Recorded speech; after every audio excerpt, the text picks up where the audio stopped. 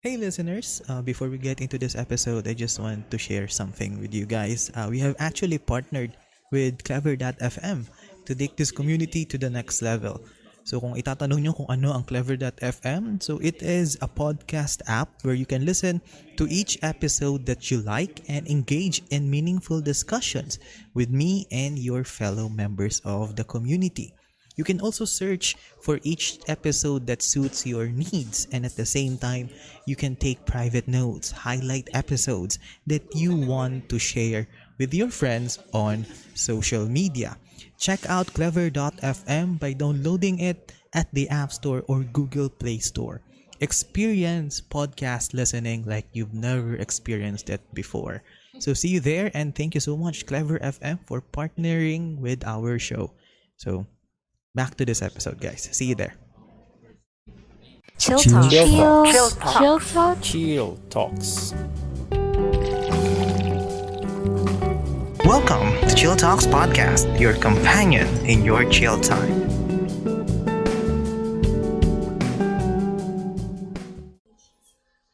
Okay. Hello everyone, and welcome to another episode of Chill Talks Podcast, where we discuss anything and everything over a cup of coffee. So I am your host, PJ, and it's been a long time since I've recorded something. And what better way to start off this Easter week than having a very beautiful guest to introduce us to a wonderful topic na pag-uusapan natin today. So without further ado, let us all welcome our guest, Miss Monica. Wala na munang last name.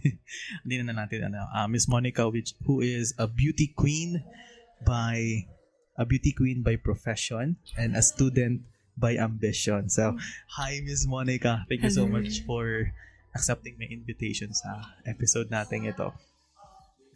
So, to jump into it, na-curious kasi ako sa before I nag-guest before si Miss Macy. I think you're familiar with Miss Macy. Yes po. And parang nagkaroon kami ng usapan sa pageant because your experiences as a pageant. Pero parang nabitin ako sa conversation namin, and I want our audience to understand or to have some clarifications kung ano nga ba ang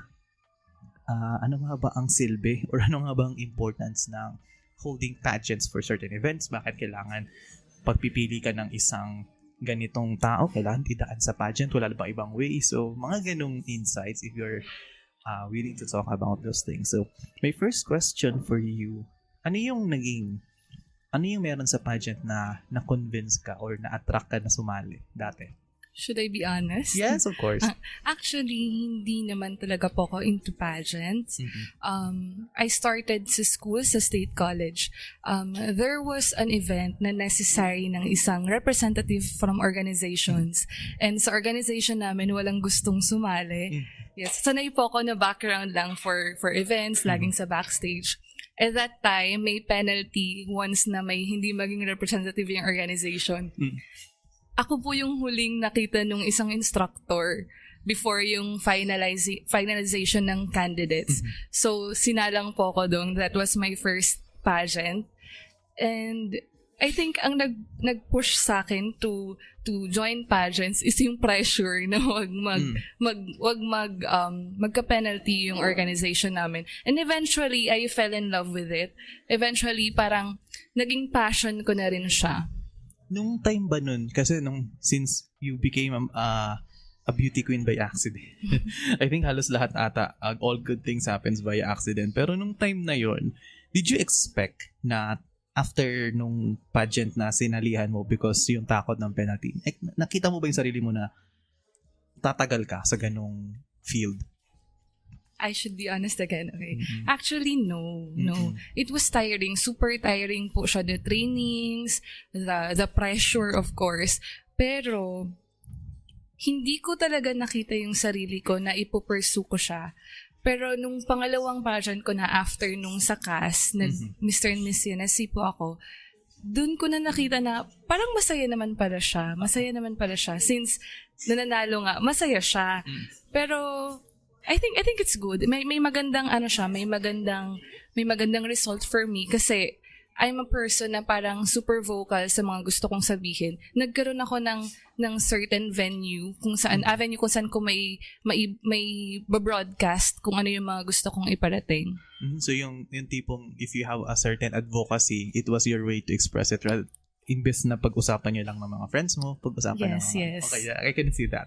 And during those experiences, can you share with us kung ano yung differences with handling different kinds of people? Kasi I understand from as a pageant queen, may experience ka with talking with handlers, diba? With talking with coordinators, choreographers, doing rehearsals. Ano yung iba't ibang naranasan mo when dealing with those kinds of different people? Any memorable huwag mo ng pangalanan na. Okay. Any memorable moments or any frustrating or happy moments na naalala mo during those days? Actually, we have a lot of experiences. Usually, pag nakikita mo yung mga pageant contestants, they were all smiling, parang ang saya-saya nila during the competition. But actually, we're super pressured kasi there are how should I say this? Parang merong mga coordinators na gusto nilang i-perfect since sila naman po yung nakaharap din talaga sa mga organizers, yung mga coordinators namin. Gusto nila ma-perfect. Sometimes you can't catch up kasi may mga instances na wala ka sa rehearsal, ganyan.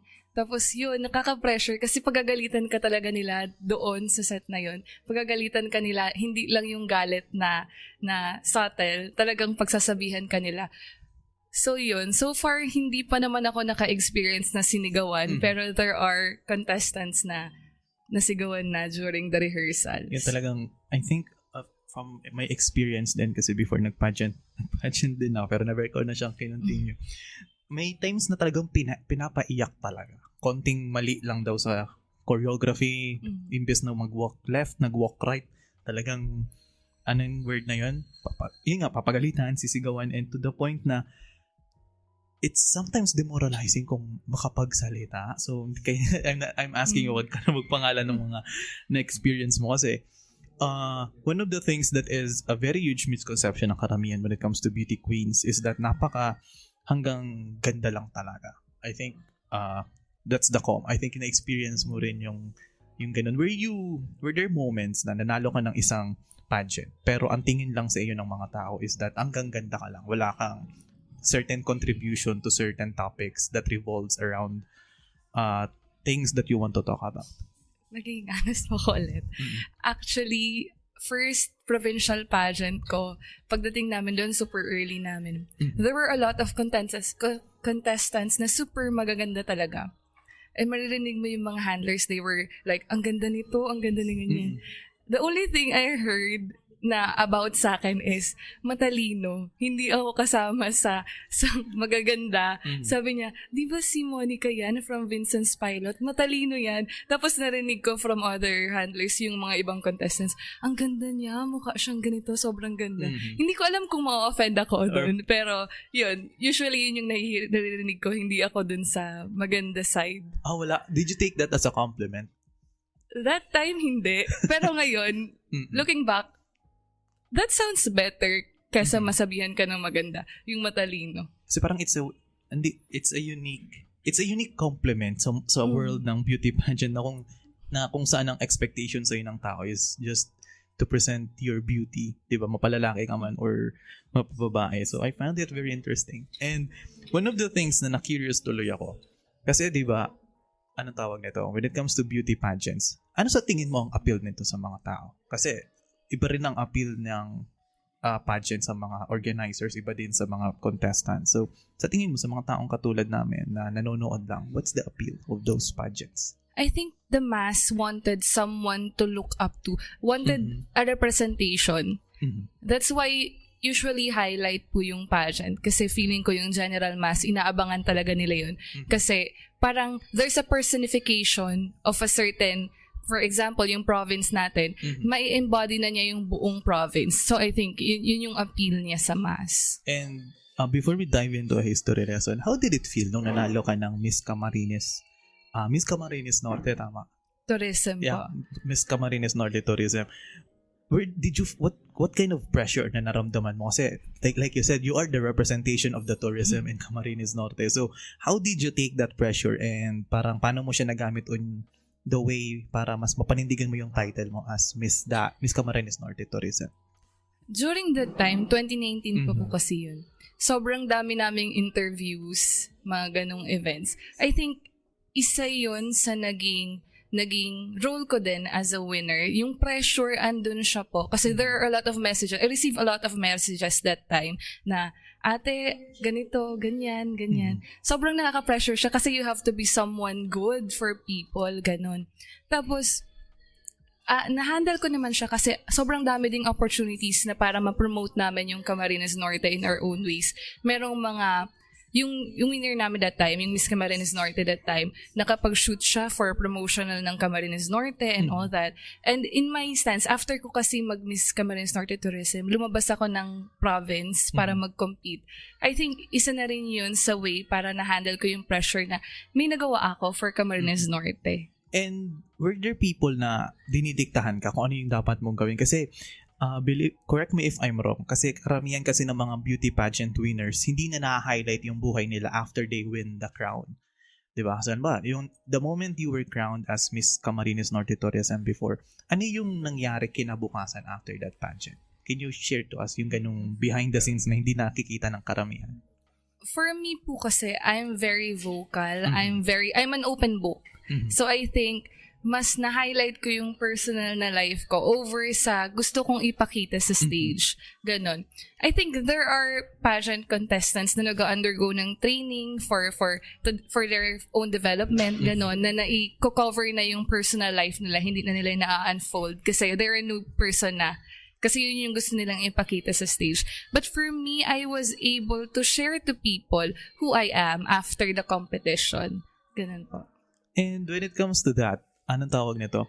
Were there moments na kasi 'di ba ang karamihan sa pageant industry, sometimes people separate themselves from the persona na pinapresent nila. Did you find that challenging or how was it? How were you able to allow yourself na i-present mo yung sarili mo talaga? Kasi it's a very rare thing to see in a beauty queen na anong tawag nito? Very rare siya na you can be yourself kasi yung iba they have this personification. So on your part, how did you do it? I think part of that is naging more genuine ako when it comes to that. I know by heart what I'm doing kasi that's me. I think advantage siya. That's what I always tell to young ladies who ask me for advice. Just be yourself. I-embrace mo kung sino ka. Kasi eventually, parang magiging advantage mo nga po yun when it comes to pageantry kasi hindi mo na kailangan magpaligoy-ligoy, hindi ka na magsa-circle around kasi alam mo na kung ano yung gagawin mo, alam mo na yung kung sino ka, alam mo na kung paano i-handle yung sarili mo sa stage. Pero it doesn't mean na yung mga bad parts mo, i-present mo din. Of course, you have to lessen that or you have to remove that kasi magpe-present ka sa stage. Hindi ka magpapakatotoo in a way na dapat ikaw lang. Yes. And ang tawag nito, nung time bang yun, ano yung naging mindset nga ba? Mindset? ano yung naging mindset mo na kung saan dumating sa point na na-realize mo na you are someone who is an influencer? Technically, because you win a pageant, di ba? Parang hindi lang naman, kasi ngayon the term influencer is thrown around these days as someone na either maraming followers or like that. But on your case, you were indeed an influencer because of what you have accomplished. Ano yung naging mindset mo na kung saan na-realize mo sa sarili mo na, ay wow, people are looking up to me. Should I change? Should I modify things about myself? Yung pagiging malakas ko ba tumawa, kailangan ko bang bawasan? May mga ganun ka bang self-realization during those days? Actually, meron. Sabi ko, bawasan ko yung pagiging too open ko to people kasi hindi rin naman siya magandang bagay kasi they are looking up to you nga. Na kapag sobrang open ka to people tapos may mga tumitingala sa'yo, sabihin nila okay lang din na maging open sila.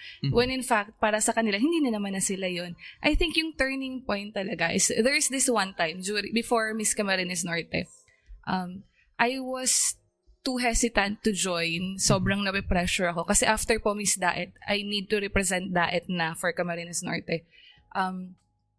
Someone sent me an artwork ng picture ko na she drew. Tapos, may message siya nakasama. And that time, sabi ko, there are people looking up to me pala talaga. Ganon. Sabi ko, parang nakaka-flatter siya in a way, pero nakaka-motivate din. Tapos that time, sabi ko, sige, ipupursue ko kasi nga, meron talaga.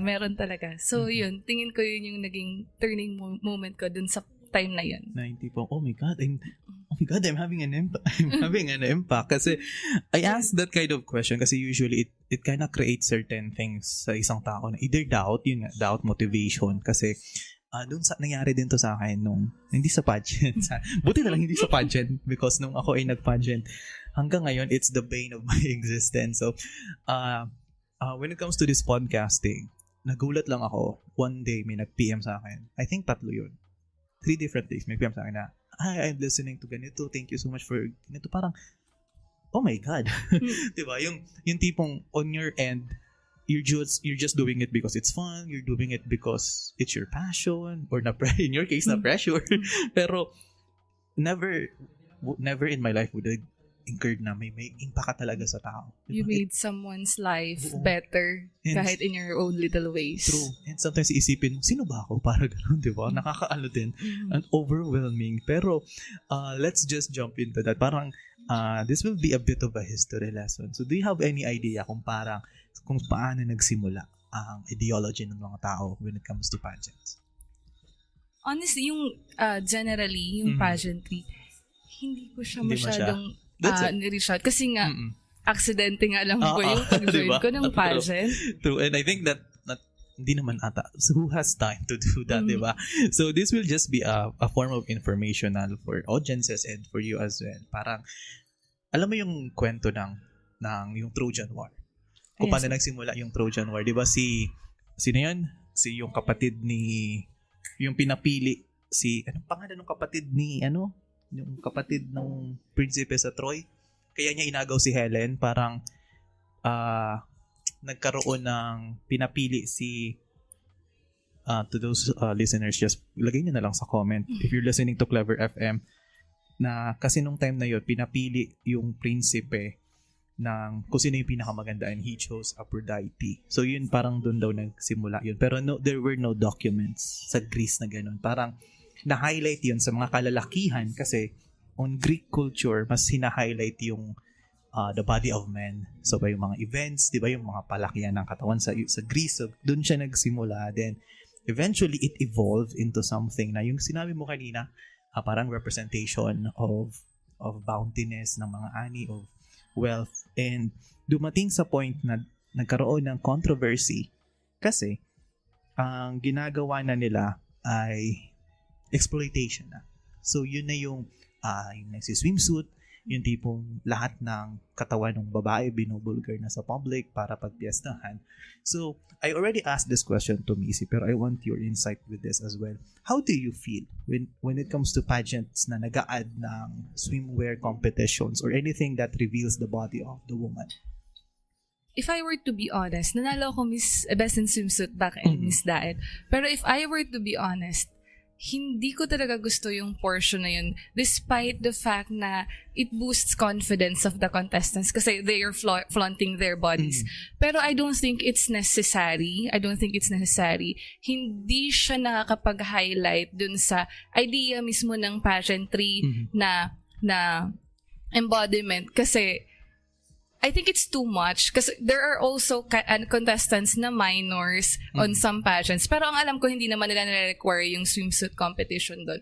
Pero meron kasing ibang competitions for swimsuits alone. I don't think na in pageantry, it should be part of it. Pero I think right now, binabawasan na rin naman na po nila yung mga ganong bagay.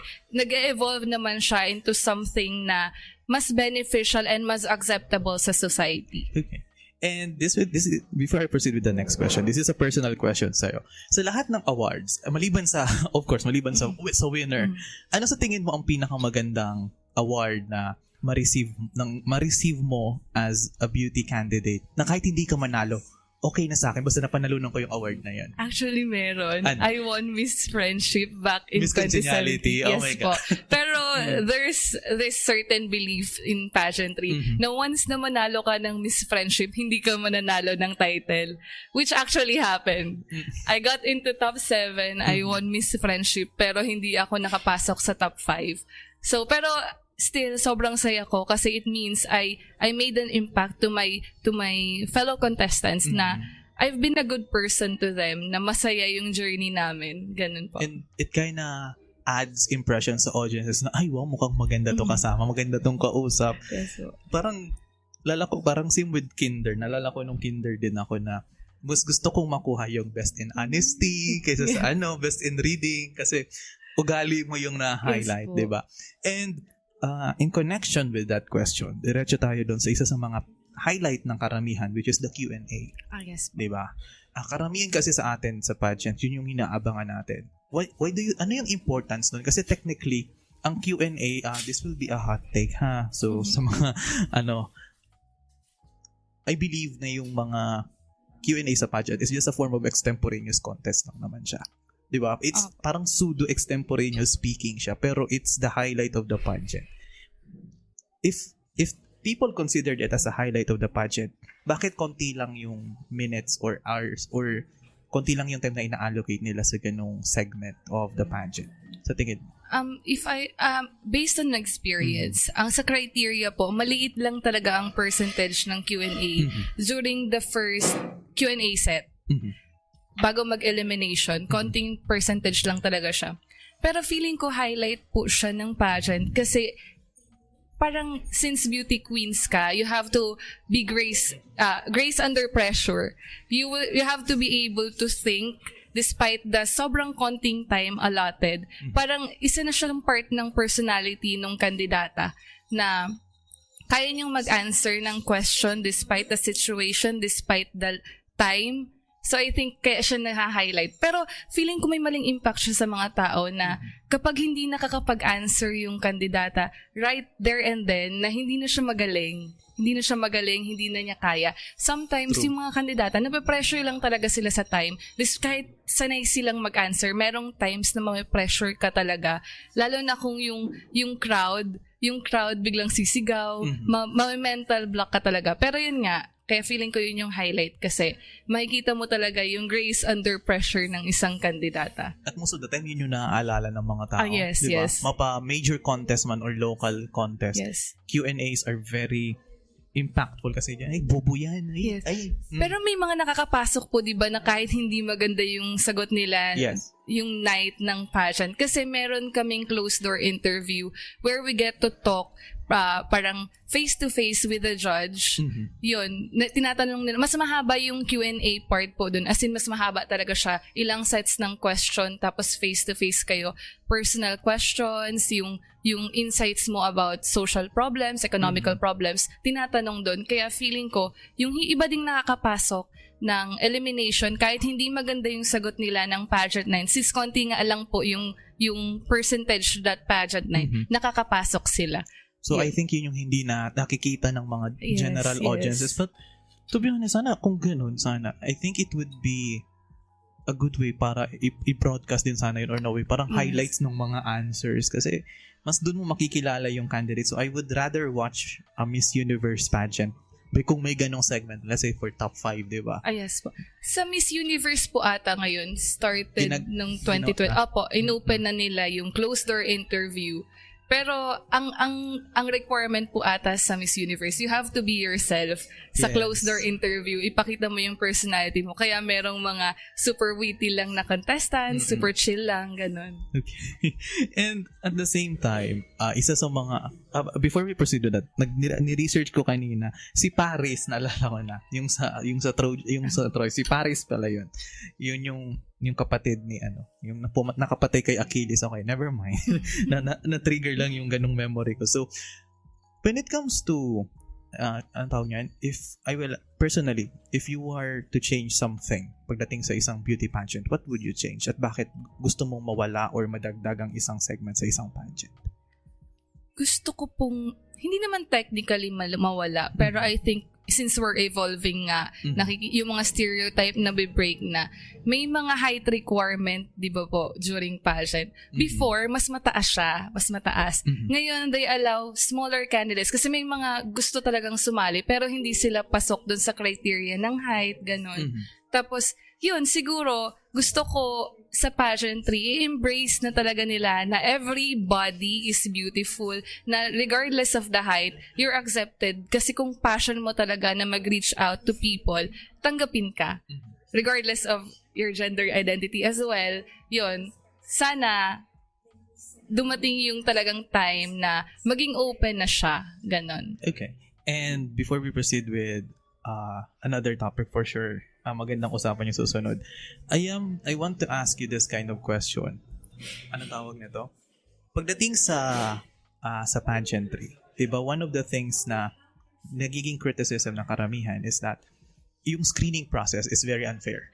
Yung tipong, halimbawa, sa'yo, para makasali ka sa isang, halimbawa, yung sa Miss Camarines Norte Tourism, you have backers. You have people na nagre-recommend sa'yo to do that. So parang it kinda hinders the opportunity to other women na gustong sumali talaga. They have potential pero hindi sila makasali kasi may brasuhan ang nangyayari na ito pwede itong manalo, di ba? So what's your say on sa ganong mga bagay? Kasi with that kind of limited screening process before entering a certain pageant, how sure ang organizers na ang nanalo, please don't take this into offense ha, how sure na kung yung nanalo ay yun talaga ang pinaka best person to represent the ano tawag niyan, the title, if the screening is so very limited?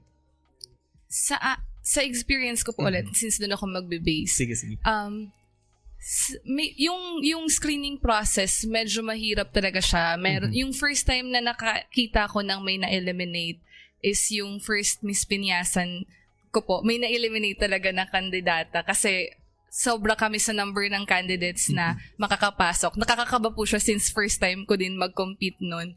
Pero kapag may handler ka naman, tingin ko naman po kasi lahat ng kandidata may handlers talaga. Pero yung part na hindi ka makakapasok kasi wala kang background, hindi ko pa siya na-experience. Pero nasa mind ng mga kandidata na pag mas known yung handler mo, mas malaki yung chance mong manalo. Pero sa makapasok po, parang hindi ko pa siya na-experience. Pero yun nga, nasa utak pa rin namin yun na, handler niya si ganito, galing siya sa gantong family, mas makakapasok siya kasi kilala sila. Ganon, may ganong belief talaga. I think hindi naman talaga siya mawawala. Yes, that's very, parang, yun nga, with that kind of criticism, kasi this was a question kasi nung listener ko, nung in-announce ko na ito yung magiging topic, they asked that kind of question kasi yun nga, what's the guarantee na kung yung sino yung nanalo, deserve ba talaga niya? Or like you said, they came from a certain family, parang yung favor ng judges nakuha.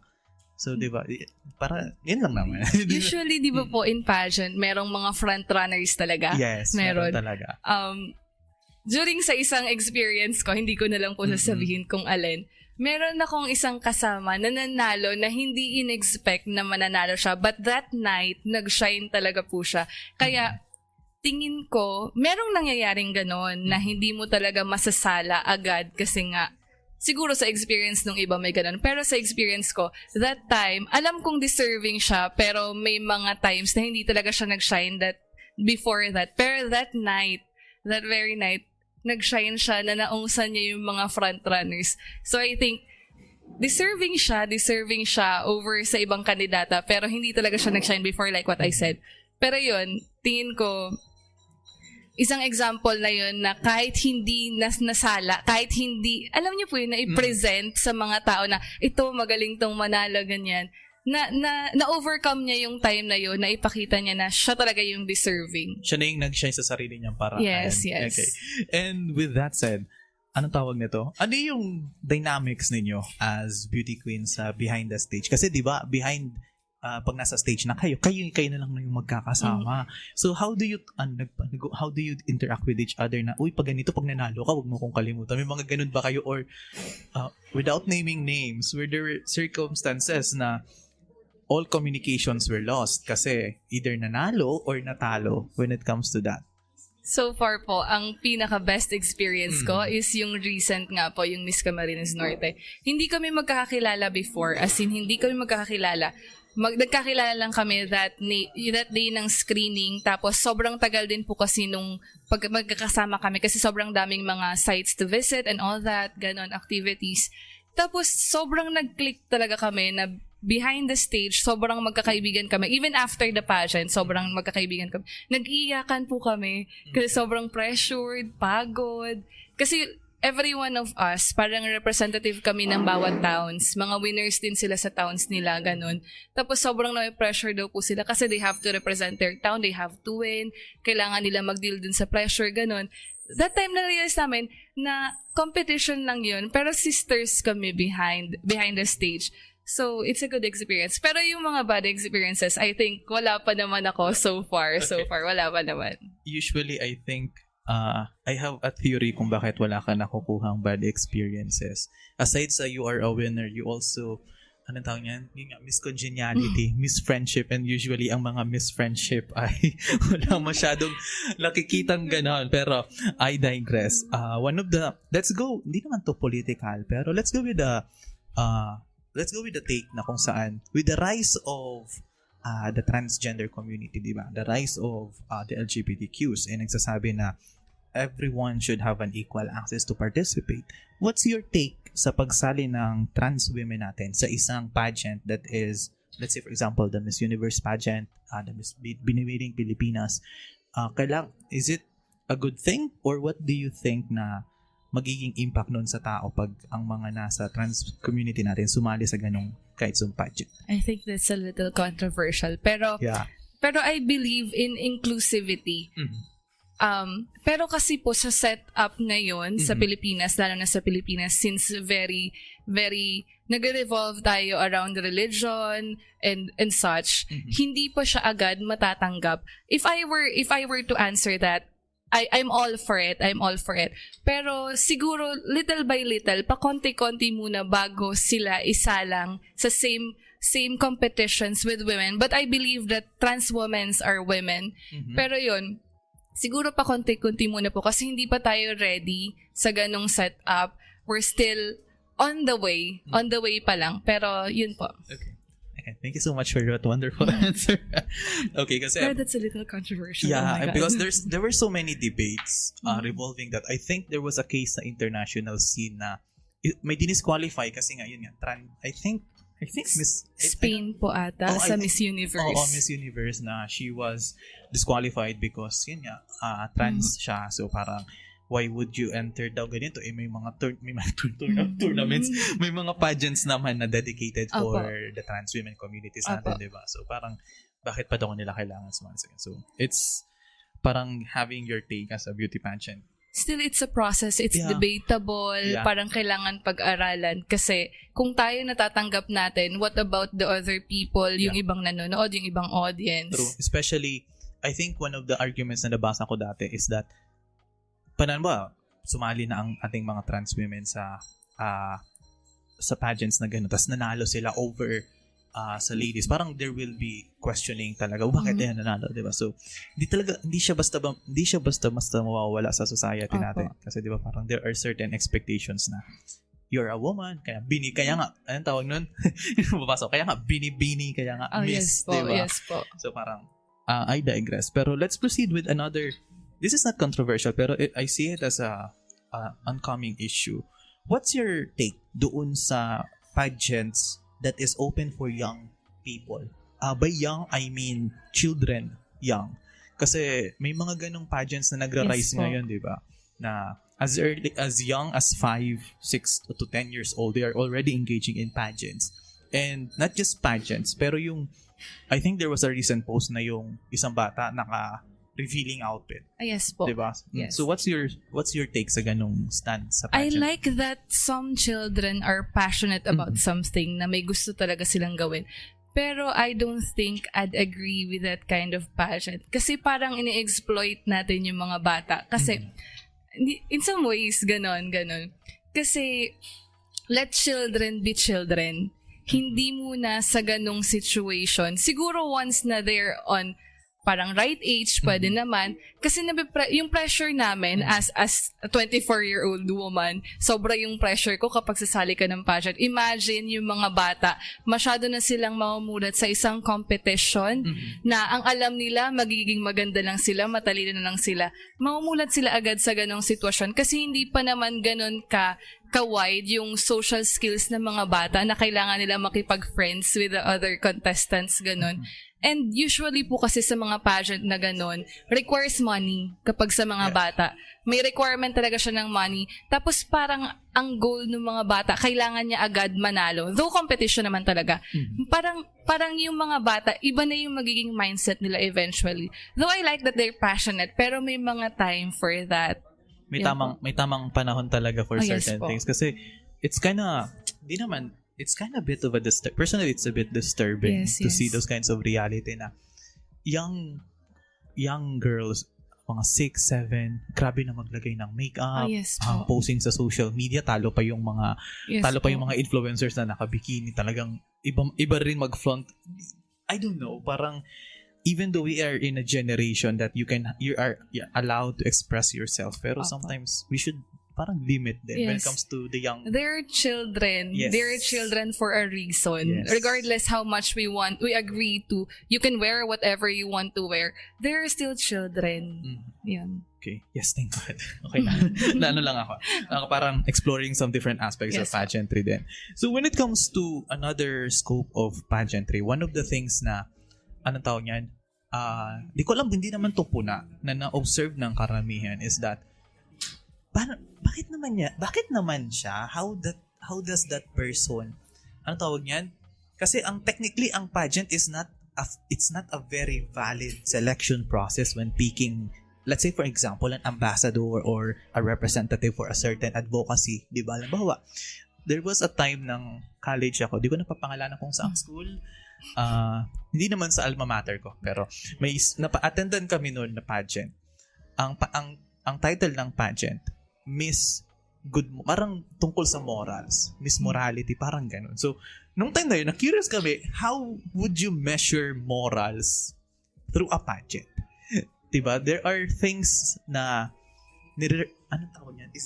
Is it misrepresentation na kung saan lahat na lang ba ng bagay sa society natin na kailangan represent ay kailangan idaan sa pageant. So why do you think that is? I don't think na lahat ng representation has to undergone pageants. Ganun po. Pero when it comes to yung example niyo po kanina, I think meron silang iba-ibang segments siguro depending on the kind of pageant. Kasi dun sa mga nasalihan ko po naman, since hindi pa naman ako nakakasali sa ganyan, hindi ko alam yung part na yan. Pero tingin ko may iba-iba po silang segments para malaman nila kung sino yung mas deserving for that title. Siguro may inad sila ng ganitong part or sa closed door, chinek nila yung background and all that. Pero yun, I don't think na lahat ng representation dapat idaan sa pageant. Yes po. Siguro, madali lang kasing selection process ang super daling selection process ang pageant, diba? You just find someone who's confident, who can express themselves clearly, kayang magsalita, kayang may paninindigan sa sariling pananaw sa buhay. So, parang ang pageant kasi, ang hindi nakikita ng karamihan, it's not just a battle of beauty and brains. Parang it's a battle of character din. Kasi, people will see you and people will imitate you. I think best example nito, sino yun? Si Miss Catriona Gray, diba? Yes. Before na I know so many people na ang bababa ng confidence sa sarili, but after watching Miss Catriona, talagang grabe talaga, diba? Grabe ang kanyang impact niya sa mga tao. Pero one thing I like about Catriona, talagang may ginagawa siya. Hindi lang siya up for the title. Meron talaga siyang, tumutulong talaga siya. May mga projects, may mga activities talaga siyang ginagawa, which is good.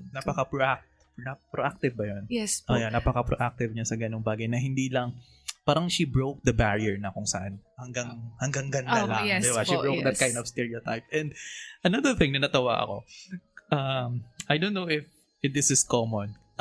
Isang mga biro-biro kasi, ayaw ng ibang sumali sa beauty pageant kasi daw pag nanalo sila, there is a high chance magbe-break sila ng jowa nila. I think, looking back, I think, 3 previous winners natin, diba, hina-highlight, ay, wow, supportive yung jowa nito. Ang ganda. Ay, wow, the first LGBT winner. Yes po. After manalo. Nag-break. Oh my God. Is it?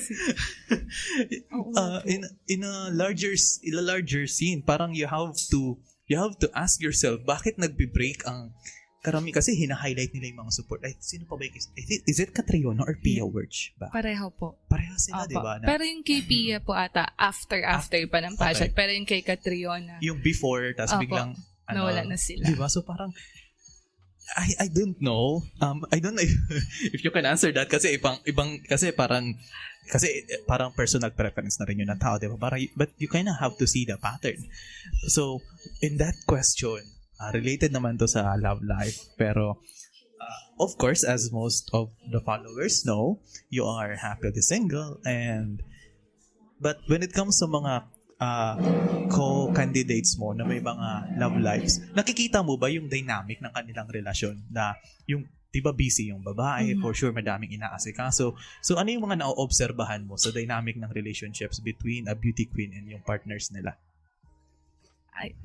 Medyo controversial po ito. Pero this doesn't apply to all men. Pero I think there are men who are insecure about their girlfriend's achievements. Sorry, hindi po talaga to applicable to That's all. okay, Pero the way I see it, na kapag syempre maganda, malaki yung influence, maraming nag-a-admire, they naging controversial ako. Hindi naman. They tend to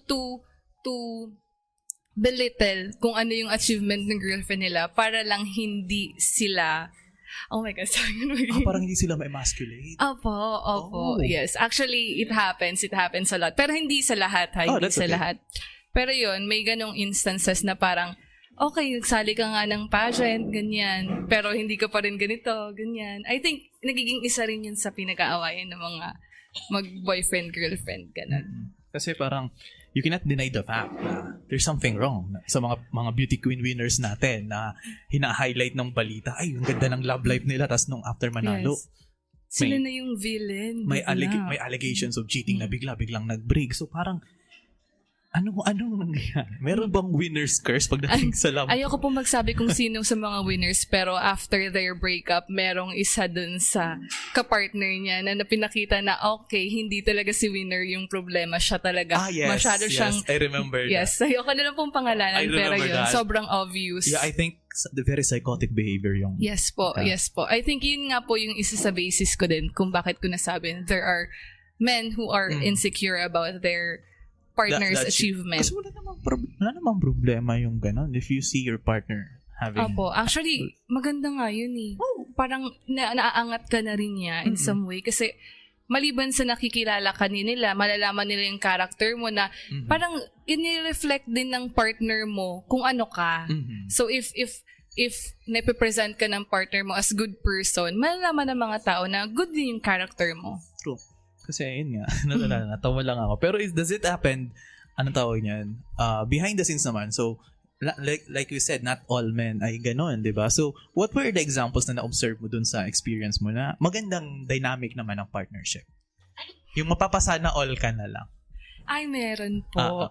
Kasi meron akong isang kasamang kandidata na hatid sundo siya, na kung ano yung bibili ng ganito. Kasi may mga, minsan kailangan mo ng pagkain sa backstage and all that. Or yung moral support na nandun talaga siya, babantayan during rehearsal, ganun. Kasi sasabihin ni kandidata na, kailangan andito ka kasi ikaw yung support ko, ganyan. Andun talaga sila. Meron naman ganun. Meron. Marami. Tapos, makikita mo rin how much that they trust their partners. Kasi may mga kasama po akong kandidata ngayon na nag-start kaming mag-compete 2018 hanggang ngayon sila pa din and minomotivate lalo nila yung partners nila to join more pageant, lagi nilang kino-compliment to make them feel prettier, ganon, which is good. Okay, at least di ba, parang it's ray of hope na hindi lahat ng sa pageants ay may Yes ganong po. curse. Parang it's just an example ng karamihan. And this will be a personal question din sa'yo. What's your favorite question na itinatanong sa'yo during Q&A? Yung, di ba usually random ang, di ba? Ano yung mga favorite mo na nabubunot mong tanong? Favorite question. There's this one time na magkaibang pageant, same question yung tinanong sa akin. I'm very forgetful po of questions. Pero yung favorite ko, hindi yun. Ang favorite ko na question na tinanong sa akin is yung sa recent ata. Kasi yun lang yung naaalala ko. Tinanong ako na, how will you describe to a blind person yung slogan ng Pilipinas na it's more fun in the Philippines. Ganon. Naalala ko po siya kasi sobrang pressured ako that time kasi sobrang taas ng heels ko. Hindi ako makapag-isip masyado. Sobrang taas talaga po niya. Sobrang taas ng heels ko. Hindi ako makapag-isip masyado. Pero yun, sobrang memorable siya kasi ako nga naman, napaisip din po ako right there and then paano ko i-describe sa blind person. Yun. Sasabihin ko po yung answer ko. Of course. Okay. If I remember it right, ang intro ko doon, the fun in the Philippines is not describable by any adjective. If I were to describe it to a blind person, I'd tell him or her that it feels like the warmth of the sun whenever he goes out. Tama ba? Yun ba yung sinabi ko na? Parang ganon. Kasi sobrang warming, di po ba, kapag galing ka sa loob ng bahay, tapos lalabas ka, na-feel mo yung sun, parang ang warming, ang homey, it makes you feel alive at some point. Yun. Kasi, yun po yung answer ko that time. Yun yung naaalala ko lang. Okay. And, di pa naman to last question, pero, ano yung, di ba like you said kanina, you are expressing kung sino ka during the pageants. Yes po. And, pero, syempre, we cannot deny the fact na there are certain personalities that you portray publicly na ibang-iba sa totoong ikaw. Pero, Yes po. this will be a question. Ano yung mga qualities mo na na-discover mo lang when you got involved in a pageant na hindi mo ma-discover sa sarili mo kung hindi ka sumali? When I started joining pageants po, mataba ako, actually. I mean, I'm a little bigger now, pero super taba ako. Tapos that time, kaya nga po ako talaga person behind the stage kasi medyo conscious talaga po ako. Pwede ka pala maging anxious and confident at the same time. Pwede ka palang mag-mingle with other people kahit socially awkward ka. Pwede pala siyang mangyari na pwede mong maranasan yung two things in one situation. How do you overcome those? Can you give examples doon sa time na you were anxious and at the same time you were confident? Very extrovert po ako pag nakikita nyo. Pero actually, ngayon, na-anxious ako kaya I talk a lot. Ganon. That time, siguro maliban sa pressure, yung mga kasama mo talaga, andun sila, parang they make you feel at ease at some point. Lagi silang, sige lang, di ba usually kapag nasa competition ka, since sa competition, magko-compete kayo. Sila hindi po. Lagi nilang, sige, kaya mo yan. O, dito tayo iikot, kaya mo pa. Yun, isa siya sa factor para ma-ease at some point. Saka lagi ka nilang i-compliment. Kaya nakaka-boost siya ng confidence kahit na-anxious ka na in a situation. So parang you're still expressing yourself pero mas nagiging hyper aware ka sa palibot. Yes. Kasi 'di ba parang konting salita mo makita mo may kumunot na noo. Yes po. Ay ko hala. Yes po. Patay tayo nito. Pero when it comes to pero yung ganong feeling kasi hindi mo siya kayang i-present when you are on the stage, di Yes ba? po. So when you are projecting confidence sa stage, sino yung tinitignan mo or ano yung sense of comfort na tinatap mo sa sarili mo para mas continue mong nape-present yung confidence mo? Pag nasa stage ka po, hindi mo talaga makikita lahat ng tao kasi sobrang blinding yung lights. Pero I try my hardest to look for my sister. My sister. Yung kapatid ko, siya talaga po yung nagpa-pageant. Pero siya rin yung nagko-coach sa akin. Siya rin yung nagtutulong sa training and all that. Kami lang talaga pong dalawa. Parang kailangan ko laging makita si ate. Kailangan ko laging makita kung nag-oo si ate sa sinasabi ko, nag-oo si ate sa lakad ko. Parang siya yung, how should you say this? Siya yung magsasabi sa akin, tama, okay, you're doing the right thing, ganon. Parang isang oo lang niya, nakatingin siya. Sabi ko, okay, tama. Marang may tingin, oo. Opo. So, were there moments na sumali ka sa pageant na wala dun si ate mo? Or lahat ng pageants? Lahat ng pageants ko po, andun that's si nice. ate. That's Opo. nice. And anong tawag nito? Ano ang status pala ng career mo ngayon as a beauty queen? Kasi currently you are a graduating student, Yes diba? po. And I believe nag-stop ka the moment na nag-start yung pandemic. Opo. Tama. Yeah, the moment kasi 2019 yung last, tama. So during this time, do you see yourself participating sa mga pageants soon, or parang yun na, parang pahinga ka na muna? Medyo mapagod kasi talaga po yung competition. Mhm. I'm not closing my doors for opportunities, Mhm. pero right now, I don't see myself joining another pageant ngayon po. Pero, why not? Why not? Di ba? Why not? True. And ano tawag nito? Ano ba ang mindset ng isang tao pag sasali sa isang pageant? Na knowing that you have the experience already. So, halimbawa, I want to enter a pageant. Alangan naman gwapo lang, alangan naman magaling lang magsalita. So, ano yung kailangan kong i-manifest sa sarili ko para matanggap ko yung environment na papasukin ko? Isipin mo lang po na dapat wag ka mapahiya. Na joke lang. Dapat po, dapat isipin mo na balance lang. No matter how much we want to shine sa stage, di ba sometimes nagiging too much. Yes. Too much. Kaya mag-shine ka on your own kahit sobrang balance lang ng ginagawa mo. Just make sure na you know what you're doing, na talagang ikaw yun. Kasi mas mag-shine ka sa ganong part. Kasi nag-judge na ako before ng competitions po. Pag yung kandidata is doing too much, it doesn't look good on the stage. Alam mong hindi siya yun. Alam mong gusto lang niyang i-impress yung mga tao. And it's not good at all. It doesn't look good at all. Kaya tamang balance lang. Dapat alam mo yung sinasabi mo. Dapat mai-present mo yung sarili mo in a manner na ma-remember ka in a good way. Hindi yung nag-act ka too much sa stage. I think and regardless kung pageant or hindi, I think people will sense if you're being genuine, Yes diba? po, Or yes not, or po. kung pinipilit mo lang yung sarili mo. Yes po. So parang, I can understand that. And at the same time, anong tawag nito? As one of the things na skills na I have been observing sa lahat ng mga kilala kong beauty queens, mapalalaki man or babae, isa sa mga ugali nila na nakuha ko is that being aware of how you move, being aware of how you speak. So, on your case, how does a person develop that kind of skill na hindi na kailangan sumali sa pageant? Kasi you have to be conscious, di ba? You have to be conscious with how you sit. Pero yung may mga tao walang Yes awareness po, sa ganun, yes di ba? po. So, how does one start developing that kind of awareness sa sarili nila? You have to know na you're not the only one in the room. Mhm. You have to consider other people's feelings, that they might be undergoing something. You have to consider hindi lang yung sarili mo.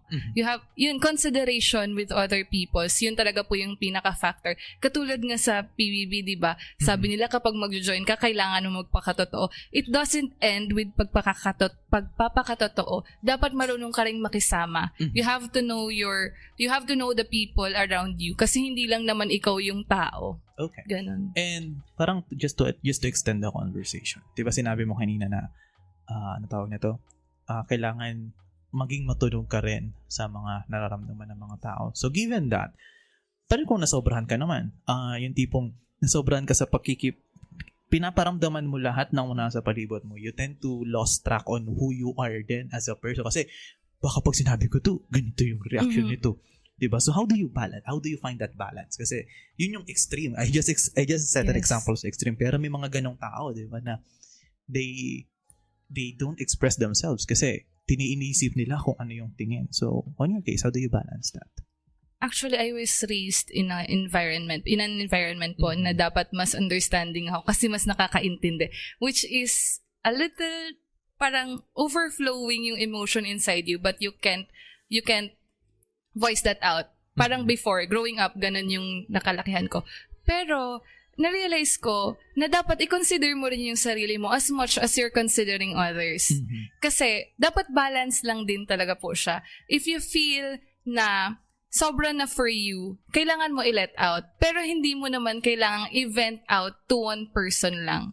Little by little, you have to express yourself para hindi ka mapuno inside. Yes, I super agree with that kasi one of the challenges, yun nga, so I don't know, this is not me being I don't know, ayun, di ba, sa sobrang pagka-aware mo, you don't know if things are controversial or not. Pero, in general kasi, men are not expected to be vulnerable to share some things na pinagdadaanan nila. Pero, mahirap din sa part ng lalaki. If you want to vent something out, usually, mahirap pakiusapan ng tropa pag ganyan. Pare, lulungkot ako, pare.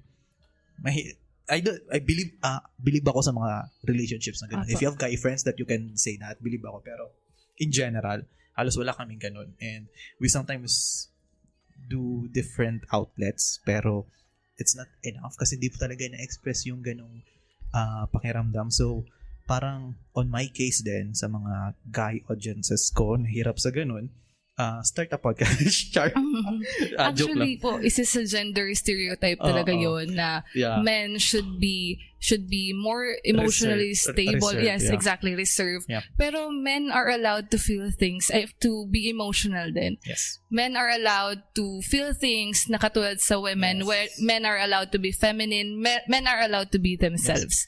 Yes. And ang tawag yan, with that said, sa mga lalaki, joke lang yun yung mag-start ng podcast, pero I think the best advice talaga is just if you feel something, just say it. Yes. Parang wala naman kasing pumipigil Ang pumipigil lang ata sa karamihan sa mga kalalakihan, on my case before, is my own self din. Na maybe, yun nga, people will judge me. Ay, sila laki. Mahin. Ay, malo yaman. Yes po. Bako, day lang. O, lamang nakamutang jabuhay. Ay, lamang ka makukuha dyan. Puro yes na lang. Po. If a guy is a little emotional, bibigyan na siya agad ng boy. Opo, sad boy. Or yung gender niya, i-question na, ganon. Siguro yun yung fear nila. And I think that currently, that's one of the biggest insults na pwedeng ibato sa lalaki na as a guy, parang mahirap mag-open ng saloobin mo, di ba? Mahirap mag-open ng frustrations mo, ng kalungkutan mo with other people kasi they might think na pasad boy ka, di ba? So parang how do you draw the line when expressing yourself emotionally, then label kasi ang sad boy, di ba? It's a negative connotation of emotional manipulation na ginagamit mo yun. Basta ganun. I think they shouldn't listen to what the society is telling them. Kasi ngayon, sa generation natin, parang uso na yung meme, uso na yung mga humors, ganyan, na once na kahit gusto mo mag-vent out, tatawagin ka agad na sad boy. Don't listen to them. Hindi ka sad boy. Yes. You're allowed to vent. You're allowed to express. Yes. You're allowed to be sad. And, guys, please, piliin niyo yung tamang tao na pag-vent outan ninyo, ha? Because if you vent out to the wrong person, yun, sometimes things will not go very well. Actually, opo. Diba? Yes. And, tawag niyan? Sometimes, kaya this is no longer pageant, pero parang, tawag niyan? May nabasa kasi akong statement in a previous post dati na, normalizing a relationship between a man and a woman without any walang platonic relationship lang. Very yes, platonic lang. Are you familiar with How I Met Your Mother or Friends? I haven't watched it, pero nakikita ko po. Yung mga ganun parang friends dynamic na you can be friends. Yes po. Kasi karamihan kasi ngayon ang gender stereotype na naman ng mga karamihan is that if a boy and a girl like very close at platonic ang relationship nila, there is a high chance na either lesbian or bakla ang isa sa kanila. Yes, so parang ay okay lang yan. Pero pag straight men and straight women friends sila, parang inisip may ulterior motive yan. Ay gusto lang yan. Yes, kaya kinakaibigan. But I mean, meron namang iba-ibang relationship Yun nga po yung platonic na relationship. True. Merong ganon. Siguro kasi wala lang silang kaibigan na opposite gender, kaya ganon yung iniisip nila. Yes, exactly. Exactly. Okay. We digress. Pero overall, kasi, tawag nito? Given your experience as a beauty queen, ano yung learnings mo throughout that journey na until tumanda ka, madadala mo sa sarili mo? Sa pageantry, biggest learning ko, other than self-improvement, siguro po kasi nung pageantry, doon lang ako naging aware sa mga bagay na lacking ako din. Na in terms of physical, syempre kailangan mo maging presentable. Kailangan mo maging presentable, kailangan mong kailangan mo improve talaga yung sarili mo. Siguro ang biggest learnings ko talaga is to know yourself. To know yourself talaga. Though I know myself before, na nag-open din siya ng opportunities na kapag nagtuloy-tuloy ka, marami ka talagang doors na makikita. Maraming doors of opportunities talagang mag-o-open sa'yo. Kung ipupush mo lang yung mga bagay-bagay. Kung hindi siguro po ako pumayag dun sa aksidenteng pagkuha sa akin, siguro hindi po ako makakaabot sa kung ano yung meron ako ngayon. Okay, that's good. Kasi parang, anong tawag nito? Sometimes we feel that we know ourselves, pero eventually, hindi pa pala when you are presented with situations na hindi ka familiar. Yes po. Diba parang those are the challenges na hinaharap ng isang tao. And with that said, I really love this conversation na kung saan chill lang siya, but at the same time we talk about different controversial topics. Pero parang it's a good way for our audience to be open up to those kasi pag sinabing ng pageant, rampa ka lang, pakita ka ng katawan, costume ka ng ganito, na after ng pageant, ibabasura na, so sayang ng material. So parang overlooking those things. Beauty pageant highlights character of a person. Yes, siguro yung mismong stage, instrument lang siya in showcasing what this person can do. Yes. And before we end, parang last question ko sa'yo. Since you are you were the Miss Camarines Norte Tourism. So ano nga ba ang mga pwedeng puntahan or ano nga ba ang kayang ibala ng Camarines Norte sa Philippines? Kasi I think Cam Norte is very underrated. Yes po, diba? yes po. Even yung local tourists natin, hindi nila pinupuntahan yung sariling atin. Kasi nga, andyan na. Isa yun sa mindset nila. Actually po, nag-open na ulit yung mga tourist spots natin. And sobrang saya sa feeling na nag-start na ulit yung Bantayog Festival. Yes po. Pero walang pageant this year. Meron silang ibang competition na hineld. Pero ang dapat mindset po natin na Cam Norteños, i-visit na muna natin kung ano yung meron tayo. Minsan kasi yung Bagasbas Beach, I have relatives from other provinces na ang gusto nilang i-visit is yung Bagasbas. Kasi sabi nila longest boulevard and all that. Pero yung mga Cam Norteños, we take it for granted. Kasi andyan lang yan eh. Mapupuntahan natin, hindi na kailangan dayuhin, hindi na kailangan i-develop. Yun yung mindset na mali sa atin. Na siguro dapat gawin natin ngayon. Start natin ngayon, i-boost natin yung tourism natin, i-boost natin yung ekonomiya natin, kaya i-visit natin yung mga spots na meron tayo since nag-open na din naman na sila. So parang we have to support local. Yes po, support local. Parang since bago pa lang naman ako sa Cam Norte, I think Bagasbas Beach was a very good experience na puntahan. Though hindi maganda paliguan yung dagat kasi malakas po ang alon. Pero maganda po siya kapag may mga event like yung surfing, paragliding. Sobrang ganda po. Kasi kailangan talagang i-develop. Ang lakas ng alon sa Bagasbas Beach is very consistent. Hindi siya yung may times lang na malakas. Yes po. Diba? Consistent siya. So parang good for that kind of events. Pero yun nga, to end this episode, anong tawag nito? Miss Beauty, Miss Monica, what's your message to our audiences regarding, ikaw, kung anong gusto mong i-message sa mga nakikinig sa atin? So I think to end this conversation then, what I want the audiences to pick from me is to be genuine. Be a genuine person. Be who you are, hindi para sa mga tao, but for yourself. You have to know yourself. Sometimes, sa sobrang dami nating na-absorb na mga characters, for example, sa movies, ang dami nating nakikilala, we forgot about ourselves. Kaya dapat, ituloy-tuloy natin yung growth, i-embrace natin yung sarili natin, and eventually, everyday nagbabago tayo, everyday we become a person who we aren't before. So, siguro yun. Embrace yourself, be genuine, and be considerate of others pa rin.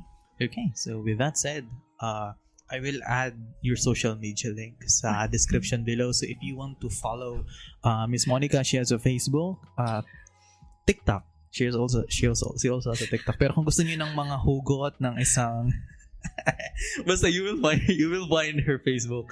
So very fun. Chasing lang po.